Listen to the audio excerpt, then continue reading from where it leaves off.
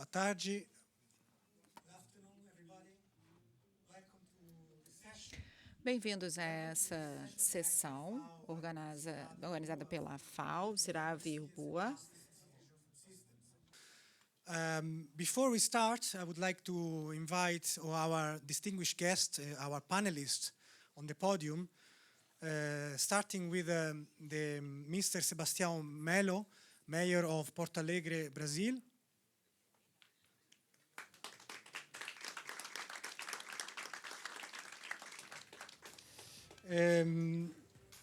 Honorable His Excellency Mr. Muchiri, Deputy Governor of Nairobi, Kenya.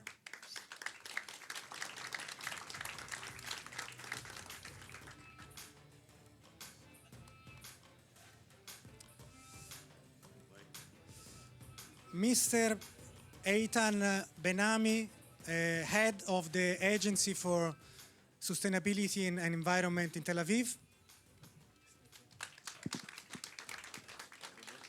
And last but not least, from remotes, we have the Chief of Staff from Antananarivo, Madagascar, Mr.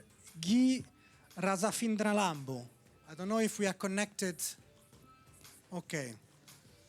Then to moderate the panel, I would like to call also Joy Carey, Senior Program Officer of RUAF.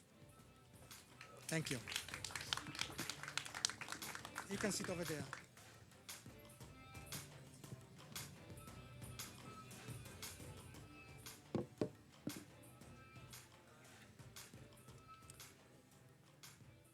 Thank you so much. Now I'd like to, before we start the discussion with our panelists, I would like to give you a short presentation to set the scene and to introduce the concept of climate resilience in local food systems. So before that, I would like to give an idea of how FAO works in support of cities and what is the corporate framework of FAO to support cities.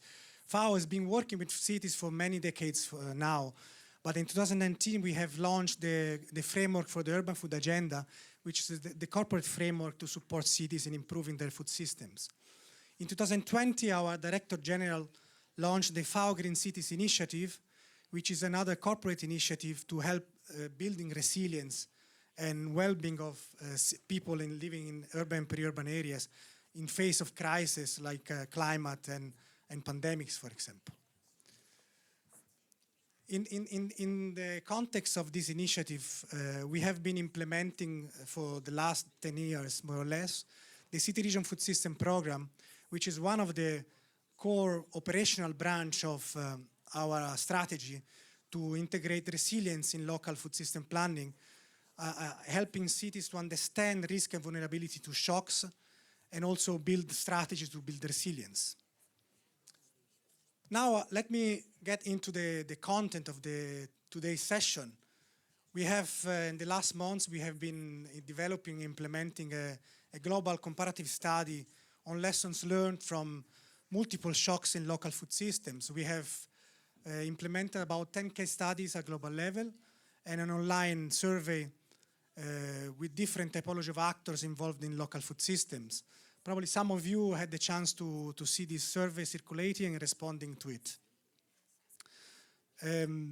One of the major results from the survey is that there are so many different typology of shocks and stresses that are affecting cities and local food systems.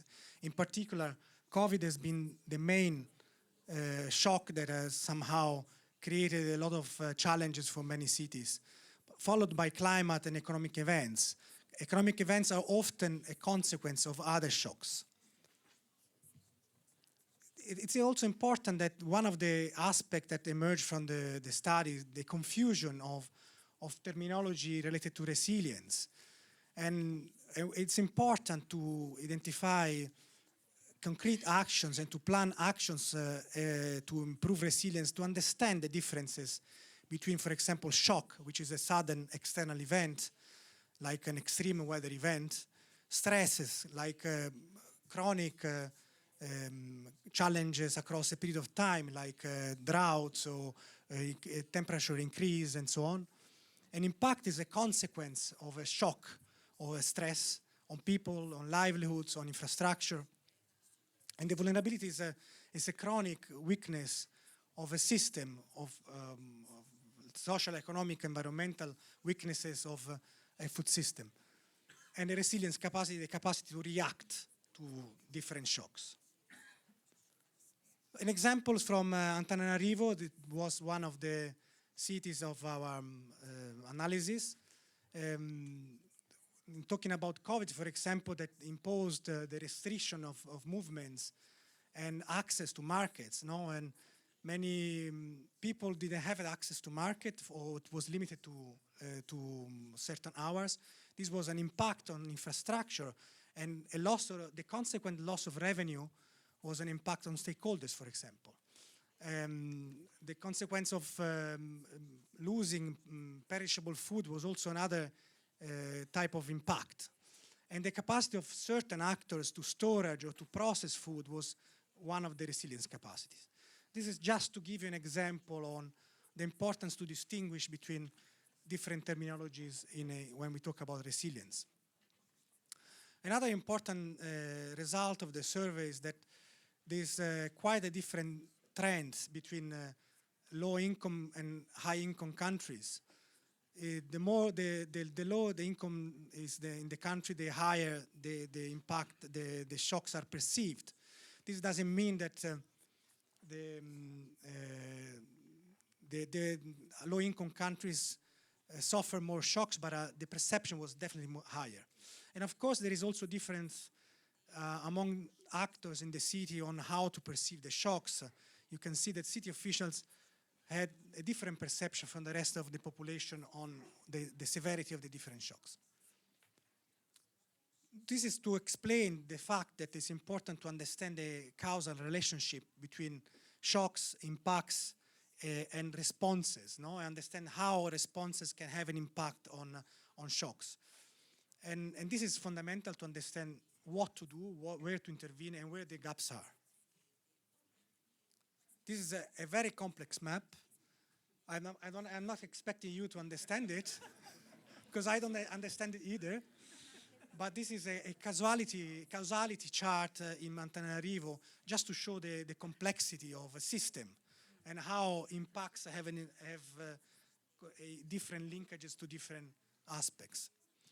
I will zoom in on one aspect, which is COVID.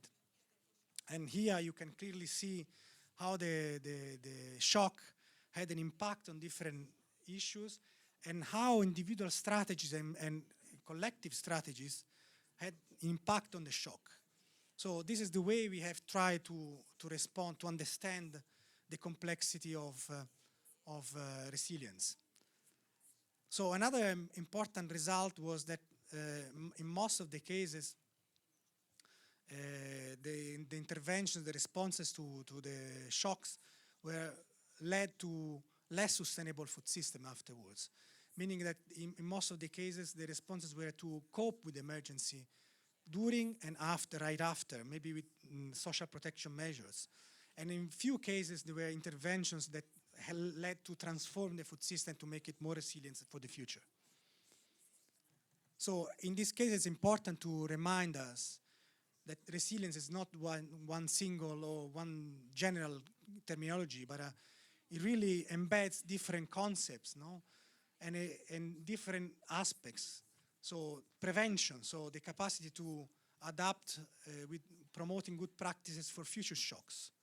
Anticipate, so the capacity to anticipate the shock with early warning systems. To absorb, no, with social protection measure during during and after the shock.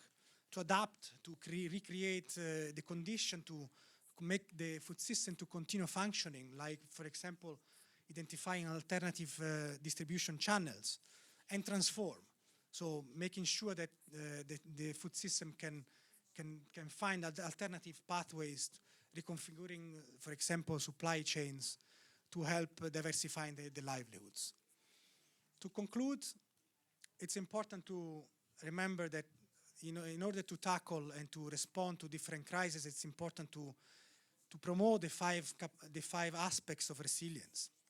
Social protection alone doesn't help, it's not sufficient. While it is important, it's not sufficient to address the root causes of the impacts. It doesn't help to build back better. Of course, it helps to build back, but not to build back better. It's important to promote preventative and anticipatory resilience to make sure that avoid compounding effects of different shocks. But transformation is fundamental to really build resilient food systems. And although the other categories are all important to pave the way. Needless to say that governance is fundamental to promote this kind of resilience, multi-level governance involving all population, all actors, and governments at national and local level. And of course also creating space for informal exchange between stakeholders to enable innovations, because innovation is fundamental to promote resilience. I stop here. Thank you so much. And now I will leave the floor to Joy for the session.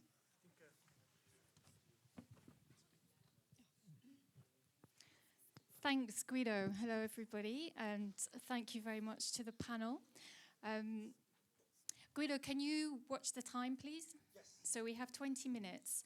So following on from Guido's explanation, introduction, I'd like to have a practical conversation with our panel. Guido, do we have Antananarivo online? It should be online, no? I hope so, because we have a question very specifically for them, but I'll need some guidance there on how we do that. So just very quickly in 30 seconds, can I ask each of you, so the cities of Tel Aviv, Nairobi, Porto Alegre, can you tell us what shocks your cities are currently facing? Maybe I can start with City of Tel Aviv, Mr. Eitan Ben-Ami. Juan. Good afternoon, everybody. I think that we experience shocks that right now is coming out of the war with Russia and Ukraine, shortage of supplies, and rising price of food that drove citizens to rally against the companies not to raise the price of food. And so far we succeeded. But I think that from maybe the graph that you showed, the most complicated one, I think that people start to understand that everything is connected. And I'll speak after that, elaborate about how this conclusion was formed into action in Tel Aviv. Thank you. Mr. Muchiri from the city of Nairobi, what types of shocks, just 30-second quick summary, what type of shocks are you facing in Nairobi? Yeah, thank you very much, and happy to be here. In Nairobi, one of the biggest challenges we've had is the impact of the COVID-19 pandemic that we had that decimated quite a lot of businesses and therefore sent a lot of people out of work, as a result of which they can't actually fend for their families. Coupled with a very steep increase in cost of living, we've got a lot of people out of work and just can't find enough food, forget about quality and type that they can actually give their families. That's really a key thing that we faced. Thank you. And Mayor Mello, Porto Alegre, what type of shocks have you been facing?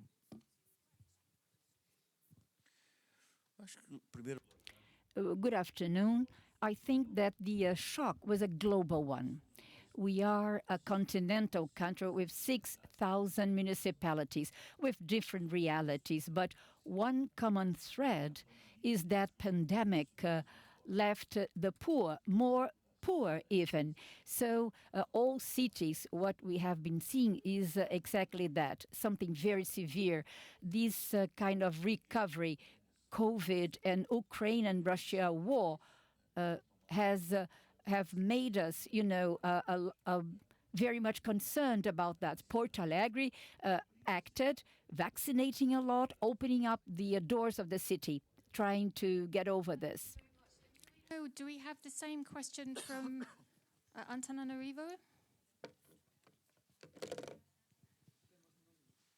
Otherwise, I'm going to move on, but maybe you can just check into that, Guido. Maybe we can have more time for At the end, maybe. Yeah. Okay.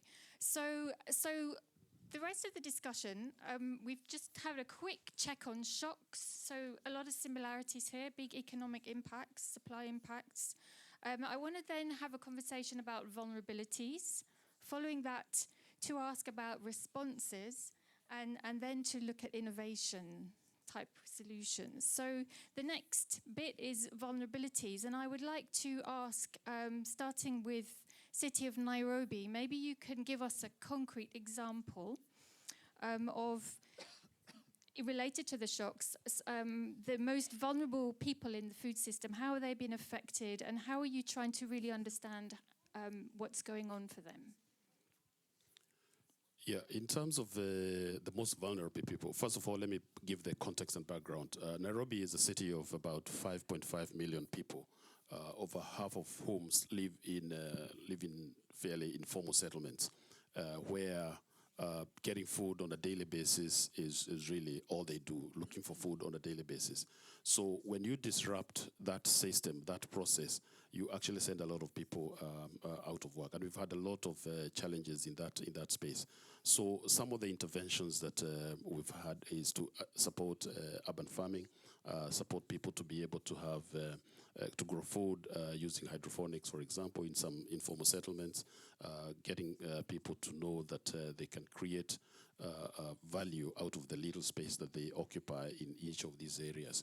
And we've also got, as part of the government process, we've created a school feeding program, because we know if we feed the children that go to school, then we take out the burden from the parents of trying to find food for them to go to school. So we give, and we started that program, we give them about 650 grams of food, which some of the children eat in school, and some of it they take back to their parents. That frees up time for the parents to be able to go and look for livelihood, to work elsewhere, to support the rest of their families. So there are things that we're doing as government, and to be able to drive this forward, to be able to alleviate the suffering from the shocks that we've seen that I talked about earlier. And can I just ask you one more question? In what way are you managing to identify who are really the most vulnerable people affected by these shocks? The identification process is fairly simple in my mind, because we first of all know the places where these people live, and we know the families, and we know we have a system that we have that goes all the way down to the grassroots. So we actually get them registered at the local level, and you understand this family struggles, this family doesn't struggle as much, and therefore we determine at the local level who is it we are going to work with, and these are the people we then support. Thank you. I was hoping that Antananarivo would reply also to this question, so we'll just, okay. So please do. Can I just ask Mayor of Porto Alegre, for you, how are you identifying the most vulnerable people in your city?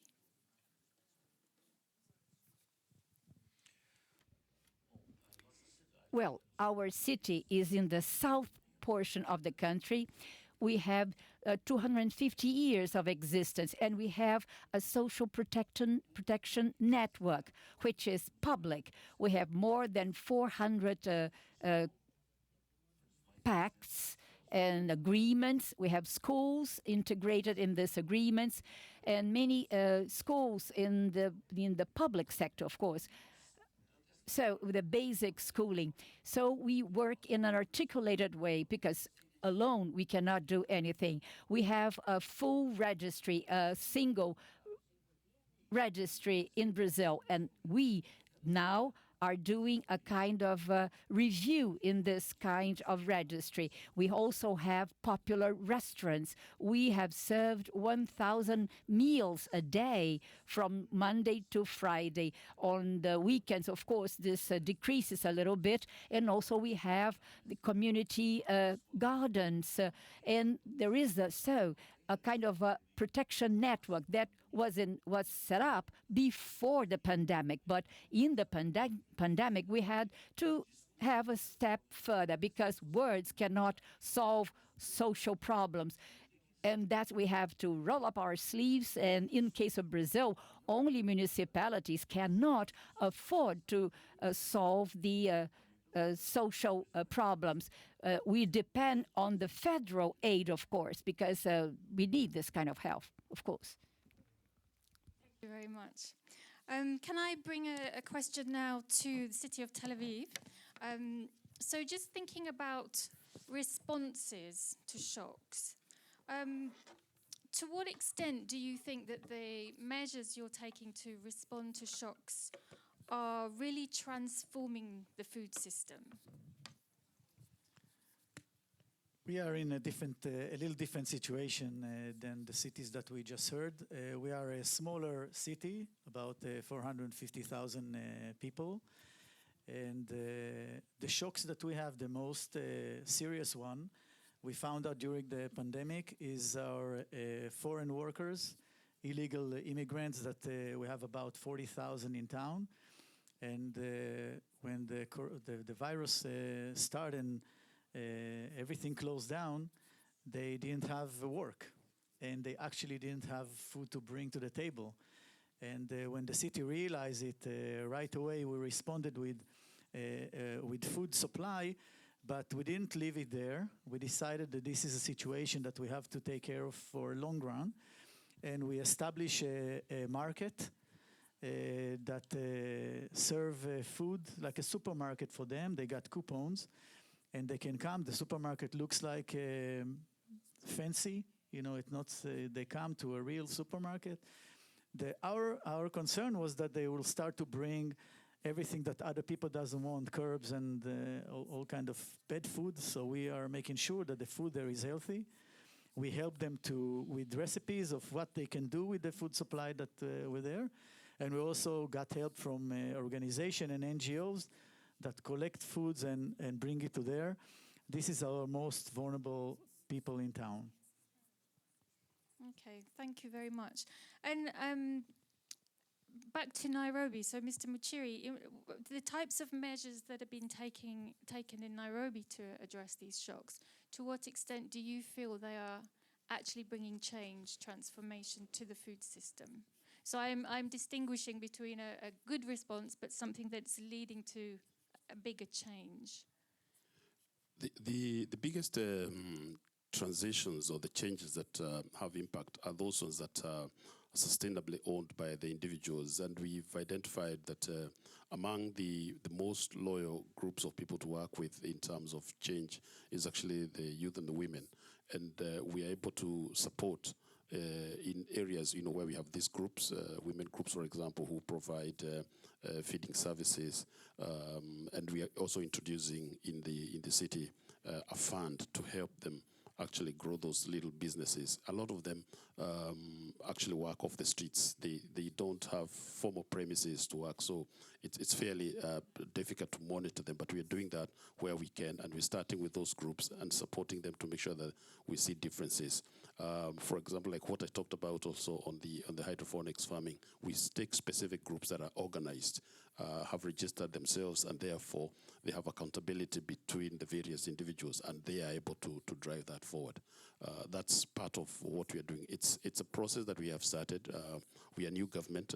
We've just gotten into office, and we should be able to drive that forward. What there is, and I had earlier on the talk of political will, and that is what is driving a lot of the agendas that we are driving for this. Yes, thank you. So this political will, we know it's so central. I wanted to come back to you, Mayor Mello, to ask you a little bit more about the community gardens in Porto Alegre, and to what extent you think they are really making change for the people who are involved in them. Correto.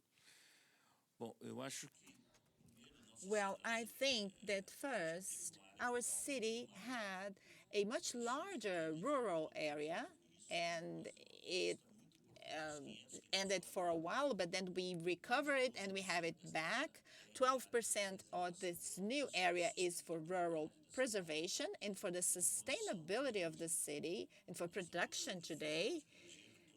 Our agricultural production, 12%, is already organic.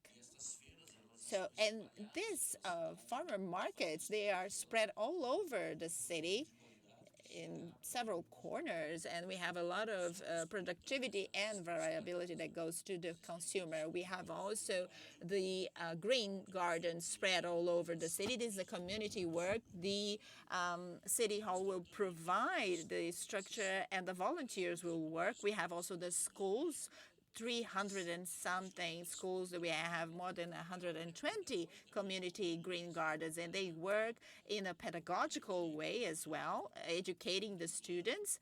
And I'm saying that the urban world is changing every day.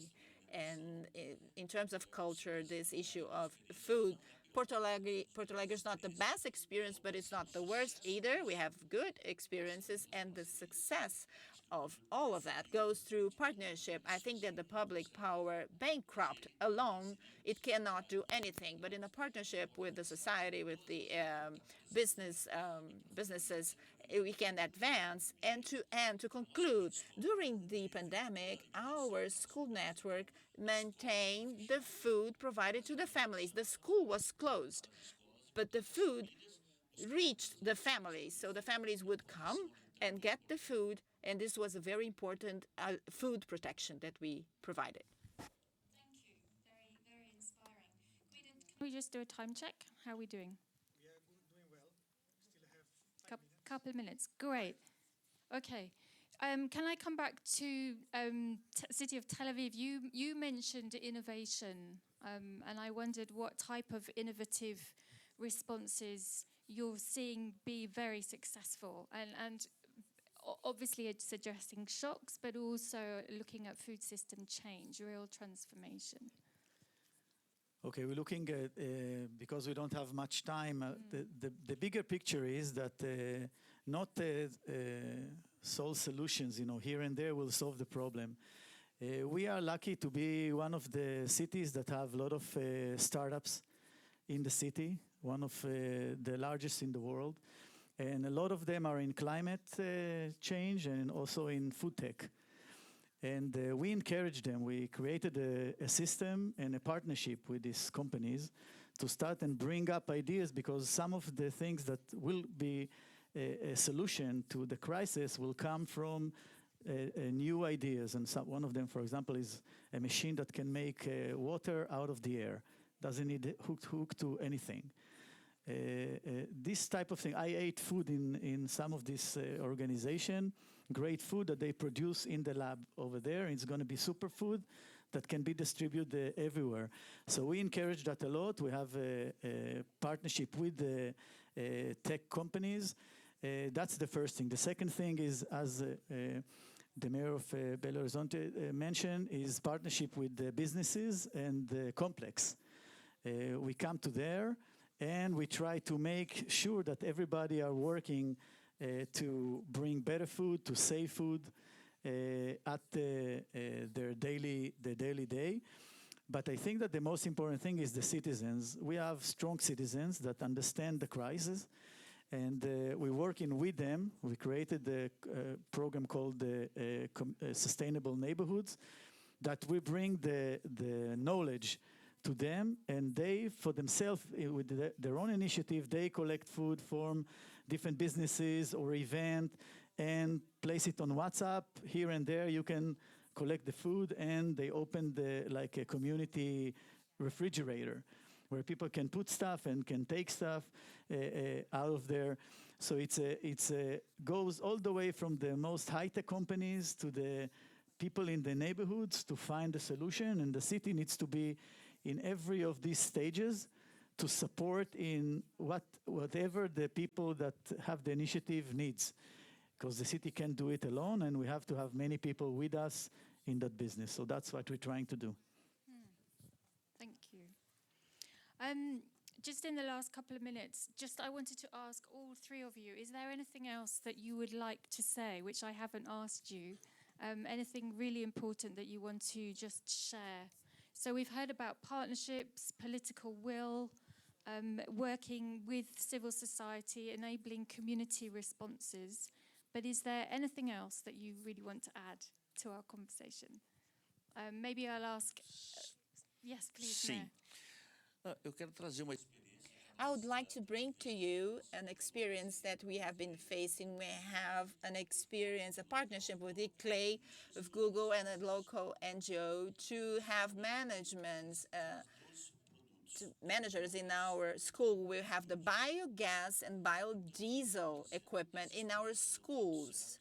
So this experience is so successful that we're going to bid. We have the reference is already ready for all the schools. We have a bidding process, so the teachers have to be trained, capacity building, but especially the neighboring community. Everything that is the waste of food will be changed into gas for the kitchen and also fertilizer for the green gardens. With that, we also have the sustainable energy, which is another challenge that we are facing. And this is another international funding that we are at our final stage. We have that in the public network of schools. Besides the bio gestures, we'll have ways to face sustainability in the whole world. I'd like to share with you this experience with you. I believe that the education is the pathway forward. And education only makes sense if you have social transformation. So you cannot only give the fish, but you have to teach them how to fish. And we have so many challenges to face. And how are you going to make this vulnerable child to have this opportunity? It is true that we have a lot of unemployment in Brazil, but we have some areas like innovation that you're looking for people in the market and you don't find people in the market because they are not prepared. So even we have some courses that will have less acceptances and also courses that will generate income to people. So this is one of the challenges for our cities. Thank you very much. Muito obrigado. Você queria dizer mais alguma coisa? É só comentário final.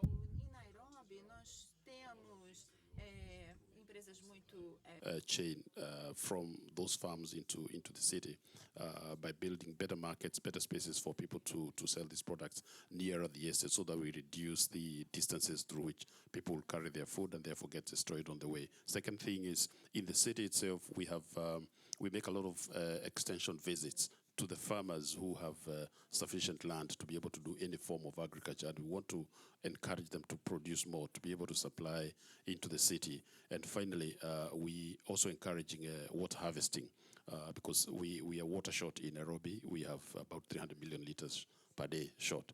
And we need to encourage people to harvest water so they can use that for their homes as well as for agriculture. Those put together should help us reduce the exposure that our population has in terms of not having sufficient food, and also improve the quality of the food that they have, because a lot of the food that people eat and you see them on the streets, you actually can't validate or say what quality that you'll be looking at. It's just food. And that's some of the interventions that we are making and will continue to make to improve the performance in the city. Great, thank you very much. I'll take a quick minute just to go back to something that I said, because I think it's important. I see it in many places, because the food policy and the climate change, sustainability, and all these words, sometimes you find in a municipality that 4 or 5 different departments are taking care of the things. No one is talking to the other, everybody is taking care of his own. I think that one of the things that needs to be done in cities in order to be more efficient and to be able to move things forward is to put one person that can see the whole picture, from the biogas in school all the way to innovation, all the way to solar panels or dealing with flooding in the streets. All come from the same family.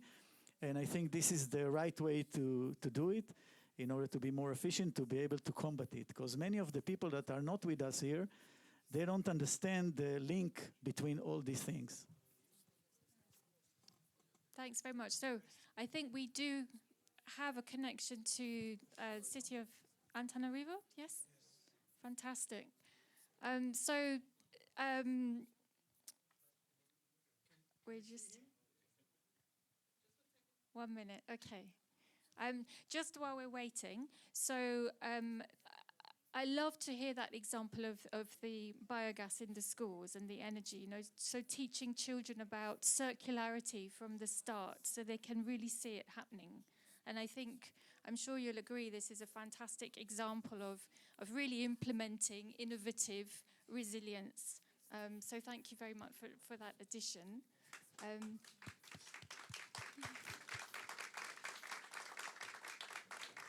So I just want to say as well, I'm so sorry that we have failed to bring in Antananarivo before now. They're on their way, but they had. Maybe in the meantime we can ask if. Oh. Okay, so maybe we had some connection issues.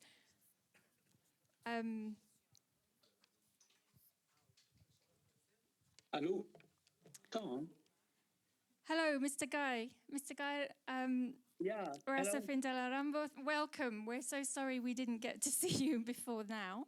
Thank you so much. I'm so sorry we have a very, very bad connection in Antananarivo because we have a blackout of light and of electricity in Antananarivo. So the connection is very, very, very bad. Excuse me. Okay, well, maybe just very briefly, we're seeing you're experiencing problems already. Please, could you give us a concrete example of how you are addressing... Sorry, everybody, this is very disappointing. Hello? Okay. Oh, welcome back. I don't know if you got my question, but it was to give us an example of how you are addressing shocks in your city and how you're managing to change the food system in any way. Okay. Can I speak in French, please? Because all my presentation is in French, and my English is very, very poor and very bad. Please go ahead, yes. And a couple of minutes because we've lost a bit of time. Thank you. Yeah. D'abord, à Antananarivo, nous avons vécu 3 chocs. First place, in Antananarivo, we had 3 shocks this year. The first one was COVID, of course, COVID-19. The second was the floods that we had and the hurricanes from January. This affected us very badly. And the third was the drought in the south of Madagascar. So these 3 happenings, so to speak, had caused us a lot of poverty in Madagascar.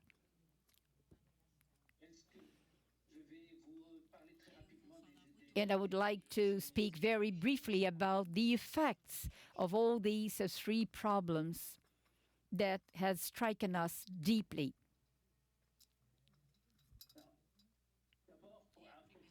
In the first place, because of the isolation, we did not have any more supplies, products, etc. in Antananarivo. We have a very bad shortage of food in the rural areas also. And in the fields, in the rural area, the agriculture, the crops had decreased a lot because there was no more loans to be obtained for that means, for that end.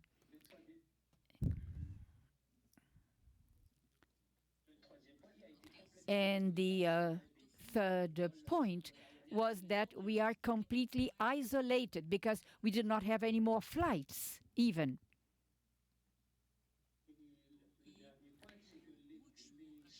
And the last aspect was that the income of all liberal professions have dropped dramatically. They lost all their revenues, and of course, due to the climate.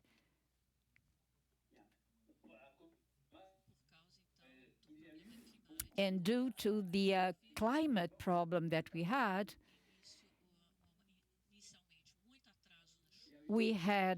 a lot of problems as to the rains. The rains delayed a lot. The drought came by. And with all that, finally, when there was the hurricanes and floods, the situation got worse and worse. And especially in the popular quarters in our city, in Antananarivo.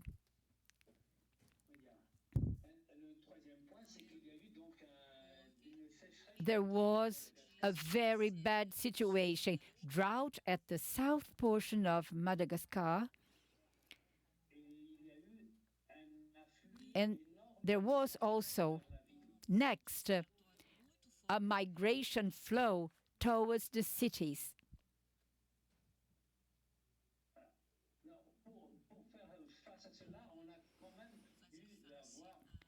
To face this head-on, we had to take different measures.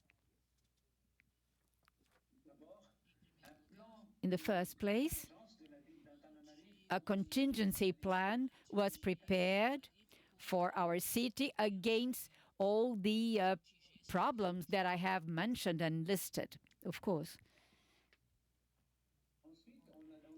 And then we had to set up, or we could set up, better saying, a governance strategy.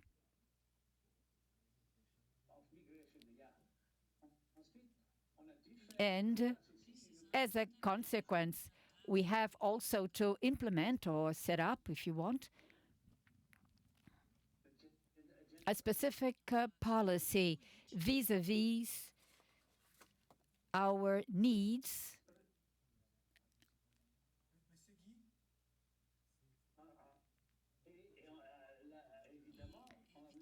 And of course, we've implemented an urban food strategy for that end.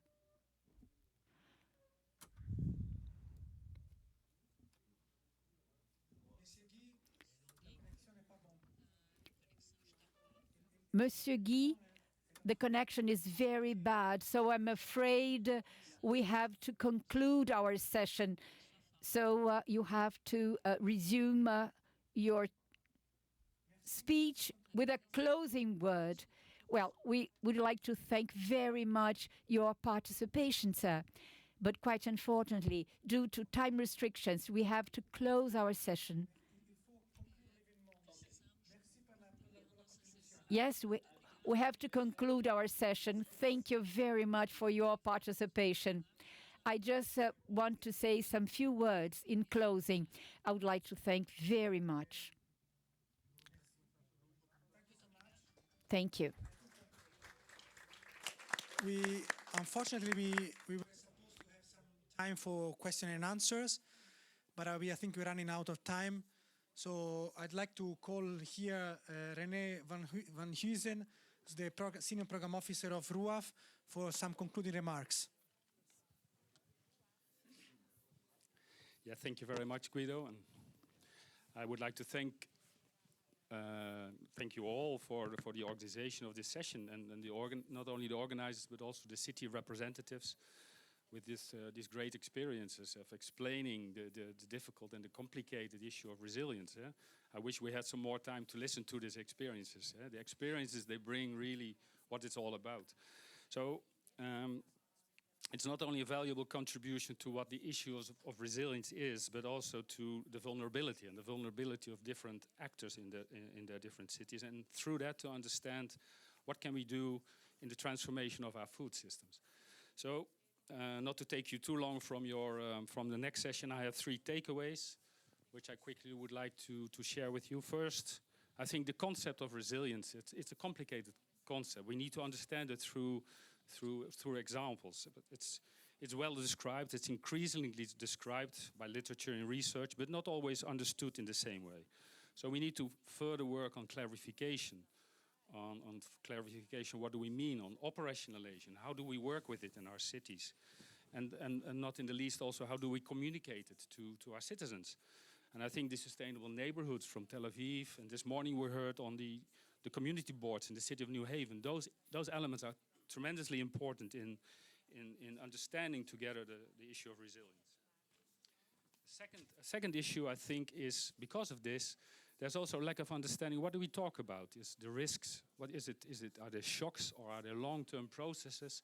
And we need again the research to inform us on this, so that we go beyond the coping process of disaster risk reduction or the so-called bounce back ability, and we really go into transformation of our food systems. We have seen both in Europe or recently in Pakistan the flooding of people are confronted with such a flood, and governments and the different actors, they are not able to cope with this. So we need more on how can we not only bounce back but also bounce further and continue working on systems that not only can cope with this disaster but prevent the disasters. And finally, I think this information that we increasingly understand the issue of resilience should lead to risk-informed action planning. And in this way, this research and the continued understanding helps us in the city region food system work, in our working with multi-actor platforms in understanding our food systems, and build it further back build it also into urban planning and governance change that is also required in this bounce back ability. So I think the last point here is that the role of cities of not only learning alone but learning together and discussing as we do here in the Milan Pact is tremendously important. So again, compliments and thank you very much for this session.